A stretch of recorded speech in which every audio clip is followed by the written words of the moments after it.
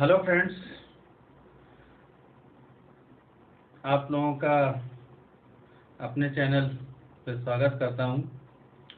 आज मैं फिर एक नए फिजिक्स के टॉपिक के साथ प्रेजेंट हुआ हूं। आज का टॉपिक है गैलीलियन ट्रांसफॉर्मेशन। गैलीलियन ट्रांसफॉर्मेशन हम लोग रिलेटिविस्टिक मैकेनिक्स के अंतर्गत पढ़ते हैं। रिलेटिविस्टिक मैकेनिक्स में जो पहला टॉपिक है वो है फ्रेम ऑफ रेफरेंस का। फ्रेम ऑफ रेफरेंस अपने इसी चैनल में मैं पहले वीडियो में मैं आपको बता चुका हूं। आप लोग अगर उस वीडियो को देख लेंगे तो मुझे उम्मीद है कि आप लोगों को फ्रेम ऑफ रेफरेंस के बारे में अच्छे से चीज़ें क्लियर हो जाएंगी। फ्रेम ऑफ रेफरेंस जब चीज़ें क्लियर हो जाएंगी तो आप लोगों को ये गैलीलियन ट्रांसफॉर्मेशन बहुत आसानी से समझ में आ जाएगा। और तो मेरा ख्याल है कि आप लोगों को उस वीडियो को देख लेना चाहिए, तो प्लीज़ देख लीजिएगा आप लोग। चलिए शुरू करते हैं आज का topic, Galilean transformation. Galilean transformation, Galilean साहब ने बताया था कि अगर दो फ्रेम ऑफ रेफरेंस हैं, उनमें से एक फ्रेम ऑफ रेफरेंस हमारा अगर स्टेशनरी कंडीशन में है और दूसरा कांस्टेंट स्पीड से मूव कर रहा है, तो क्या क्या चीज़ें चेंज होंगी और क्या क्या चीज़ें नहीं होंगी, चेंज नहीं होंगी। हम एक फ्रेम के रेस्पेक्ट में दूसरे फ्रेम के अंदर पार्टिकल की पोजीशन को फाइंड आउट करेंगे। एक फ्रेम के रिस्पेक्ट में दूसरे फ्रेम ऑफ रेफरेंस में पार्टिकल की वेलोसिटी को फाइंड आउट करेंगे। एक फ्रेम ऑफ रेफरेंस के रिस्पेक्ट में दूसरे फ्रेम ऑफ रेफरेंस के पार्टिकल के एक्सेलरेशन को डिफाइन करेंगे। और हम देखेंगे कि क्या चेंज हो रहा है और क्या चेंज नहीं हो रहा है। यही गैलीलियन ने अपने ट्रांसफॉर्मेशन में बताया था। हिंदी में इसको गैलीलियन का रूपांतरण कहते हैं। तो चलिए स्टार्ट करते हैं। गैलीलियन ट्रांसफॉर्मेशन समझने से पहले आप लोगों को ट्रांसफॉर्मेशन इक्वेशन समझनी होगी कि ट्रांसफॉर्मेशन इक्वेशन क्या होती है। ट्रांसफॉर्मेशन इक्वेशन वह इक्वेशन होती है जो दो फ्रेम ऑफ रेफरेंस के विभिन्न कोऑर्डिनेट्स में रिलेशन को यानी संबंध को व्यक्त करे। वह समीकरण जो दो फ्रेम ऑफ रेफरेंस के कोऑर्डिनेट्स के मध्य संबंध स्थापित करे, उसे हम ट्रांसफॉर्मेशन इक्वेशन कहते हैं, रूपांतरण समीकरण कहते हैं। The equation which establish the relation between the coordinates of two different frame of reference is called transformation equation. तो चलिए देखते हैं, ट्रांसफॉर्मेशन इक्वेशन को समझ लिया हम लोगों ने क्या होती है। अब चलिए शुरू करते हैं। मान लेते हैं बच्चों कि हमारे पास दो फ्रेम ऑफ रेफरेंस हैं। दो फ्रेम ऑफ रेफरेंस हैं हमारे पास। ये देखिए, एक ये फ्रेम ऑफ रेफरेंस है जिसका नाम S है, और एक ये दूसरा फ्रेम ऑफ रेफरेंस ये है जिसका नाम S डैश है। कंसीडर करते हैं कि इनके कोऑर्डिनेट्स क्या होंगे। इनके कोऑर्डिनेट्स X होंगे, Y होंगे, Z होंगे। सिमिलरली इसके coordinates X dash, Y dash and Z dash. ये हमने इसके कोऑर्डिनेट्स कंसीडर कर लिए हैं। अब मान लिया हमने कि यहाँ पर कोई पार्टिकल है P, तो यही इसकी थ्योरी हो जाएगी। लिख लेंगे, let us there are two frame of reference S and S dash. S is at stationary, S हमारा रुका हुआ है, and S dash is moving with constant velocity v in positive x direction. हमने consider किया बच्चों कि हमने माना कि हमारे पास दो फ्रेम है S और S डैश, जिसमें कि S फ्रेम हमारा स्टेशनरी कंडीशन पे है और S डैश हमारा मूविंग पोजीशन में है। हमने कंसीडर किया कि S हमारा रुका हुआ है और S डैश हमारा कांस्टेंट वेलोसिटी v से पॉजिटिव x डायरेक्शन में मूव कर रहा है। ये इसकी थ्योरी हो गई। अब देखते हैं, मान लेते हैं अगर हम इस फ्रेम के रेस्पेक्ट में इस पार्टिकल P की पोजीशन अगर हम देखेंगे तो हम पाएंगे कि इसकी पोजीशन x डैश होगी। अगर हम S फ्रेम के रेस्पेक्ट में अगर पोजीशन डिफाइन करेंगे तो यही पोजीशन हमारी x होगी। अब हमने कंसीडर किया कि इस तरीके से हमारे फ्रेम हैं, इस तरीके से फ्रेम हैं, रखे हुए हैं, ओवरलैप कर रहे हैं एक दूसरे को।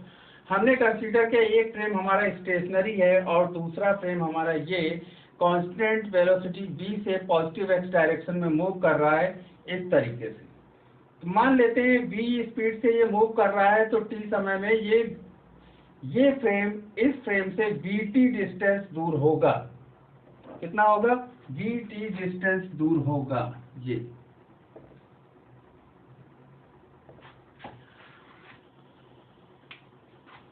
आई होप समझ में आ रहा होगा आप लोगों को, आप लोग एंजॉय कर रहे होंगे। चलिए देखते हैं, अब इसको कोऑर्डिनेट्स के टर्म में लिखते हैं। तो अगर हम x = लिखेंगे तो इतना प्लस इतना x के बराबर होगा, यानी कि x डैश प्लस vt। इसी तरीके से y के लिए y डायरेक्शन में मोशन नहीं हो रहा है, इसलिए y कोऑर्डिनेट में कोई चेंज हमको देखने को नहीं मिलेगा, y = y डैश होगा। और z dash motion, z motion में भी कोई मोशन नहीं, z डायरेक्शन में भी कोई मोशन नहीं हो रहा, इसलिए हमें z के कोऑर्डिनेट में भी कोई चेंज देखने को नहीं मिलेगा। और ये टाइम का कोऑर्डिनेट है, टाइम के कोऑर्डिनेट्स को हमने इस तरीके से लिख लिया। ये जो इक्वेशन बनी है बच्चों, इसको हम लोग बोलते हैं Galilean transformation equation for position.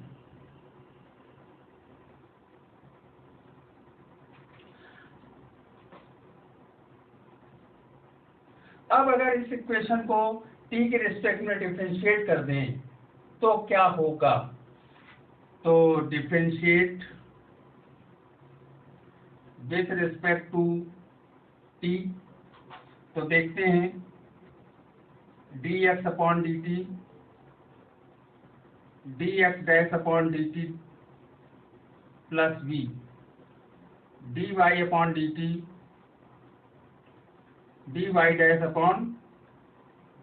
dy'/dt, और इसी तरीके से हमको मिल जाएगा dz/dt dz' and dt = dt'।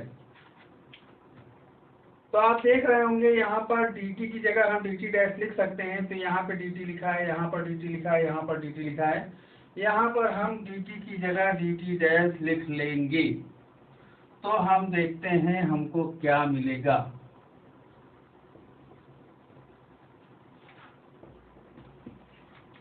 देखिए dx/dt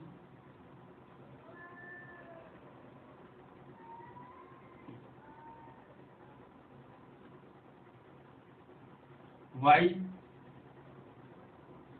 dt dy'/dt dz/dt dash.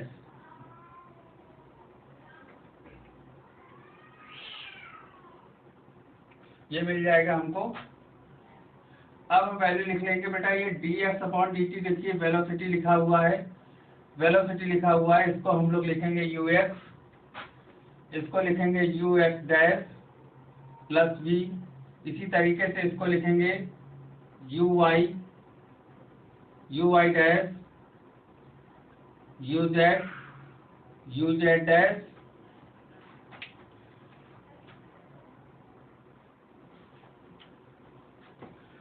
अब ये जो इक्वेशन बनी है इसको बोलते हैं Galilean transformation equation for velocity.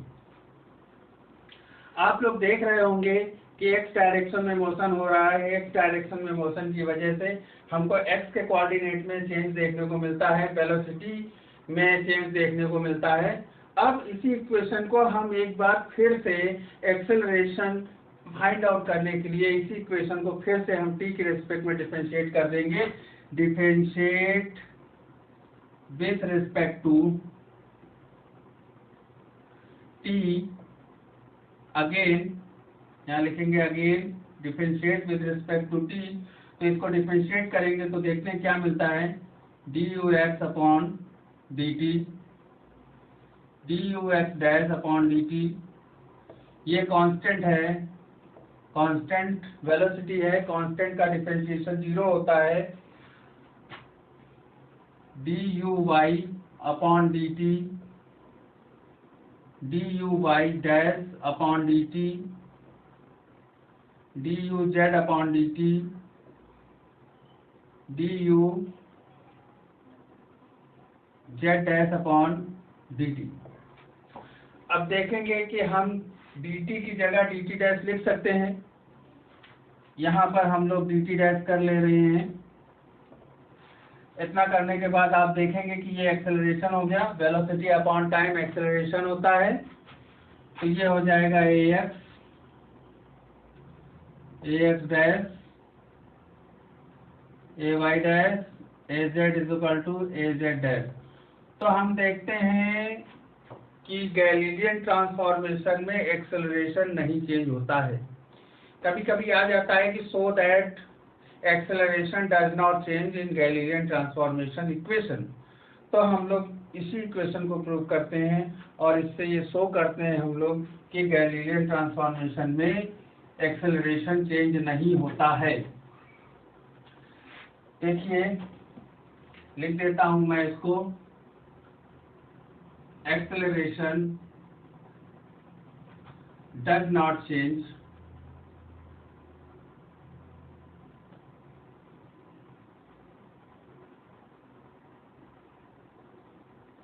in Galilean transformation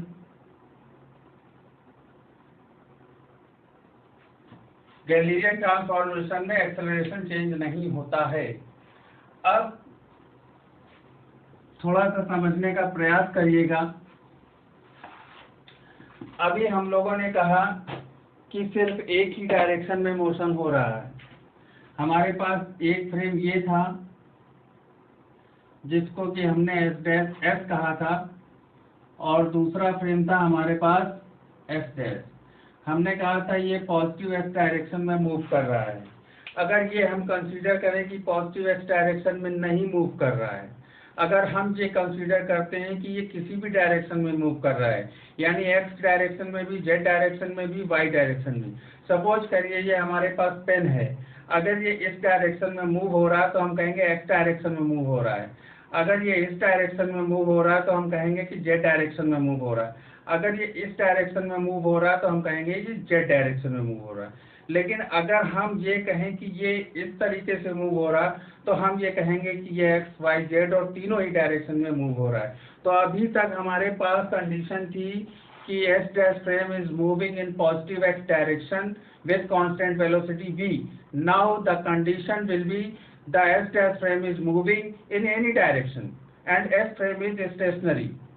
हमने कंसीडर किया कि s फ्रेम रुका हुआ स्टेशनरी है और s डैश फ्रेम जो है वो x, y, z तीनों ही डायरेक्शन में मूव कर रहा है। देन व्हाट विल हैपन, तो क्या होगा जरा देखते हैं बोर्ड पर।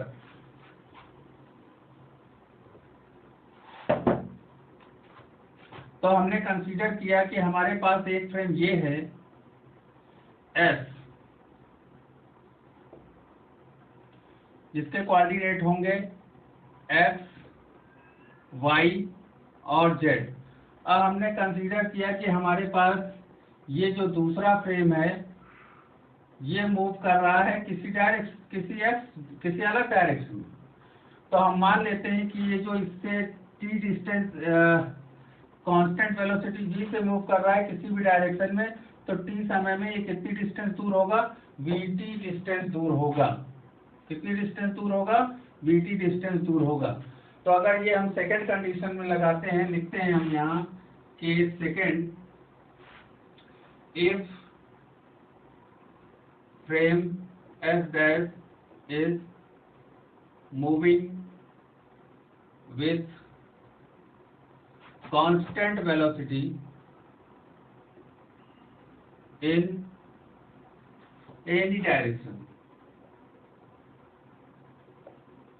इन एनी डायरेक्शन, अगर किसी भी डायरेक्शन में मूव हो रहा है देन क्या होगा, जरा देखते हैं।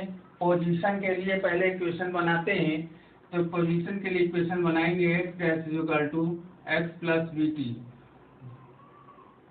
y dash is equal to y plus we t, क्योंकि अब वो तीनों ही डायरेक्शन में मूव कर रहा है तो हमें तीनों ही कोऑर्डिनेट्स में चेंज देखने को मिलेगा।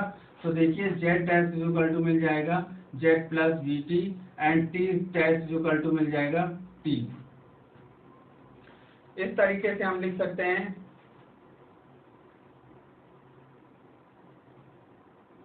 ये, इस तरीके से हमको मिलेगा। अब ये जो इक्वेशन मिली है इसको हम बोलेंगे Galilean transformation equation for position. इसका मतलब ये हुआ कि जिस डायरेक्शन में चेंज होगा उस डायरेक्शन का कोऑर्डिनेट चेंज हो जाएगा। अगर x डायरेक्शन में मोशन है तो x का कोऑर्डिनेट चेंज होगा, y डायरेक्शन में मोशन है तो y का कोऑर्डिनेट चेंज हो जाएगा, z डायरेक्शन में अगर मोशन है तो z का कोऑर्डिनेट चेंज हो जाएगा। अगर तीनों ही डायरेक्शन में मोशन हो रहा है तो x y z तीनों के तीनों ही कोऑर्डिनेट चेंज हो जाएंगे। तो इस तरीके से तीनों ही कोऑर्डिनेट हमारे चेंज हो गए हैं। अब अगर इसको हम t के रिस्पेक्ट में डिफरेंशिएट करते हैं तो differentiate with respect to t, तो आपको मिल जाएगा dx upon dt is equal to dx dash upon dt plus v, dy upon dt dy dash upon dt plus v। इसी तरीके से आपको मिलेगा dz upon dt is equal to dz dash upon dt plus v। अब अगर इसको हम देखते हैं पोजीशन अपॉन टाइम, ये वेलोसिटी होता है, इसको हम वेलोसिटी के टर्म में लिख लेते हैं, इसी इक्वेशन को वेलोसिटी के टर्म में लिख लेते हैं। तो dx अपॉन dt को हम लिखेंगे ux डैश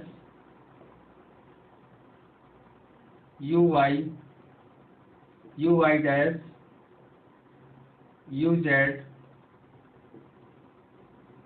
तो ये हो जाएगी Galilean transformation equation for velocity. ये गैलीलियन ट्रांसफॉर्मेशन इक्वेशन आ गई वेलोसिटी के लिए। अब अगर इसको हम एक बार और डिफरेंशिएट कर देंगे तो हमको एक्सेलरेशन के लिए इक्वेशन मिल जाएगी। जरा देखते हैं बोर्ड पर। Again differentiate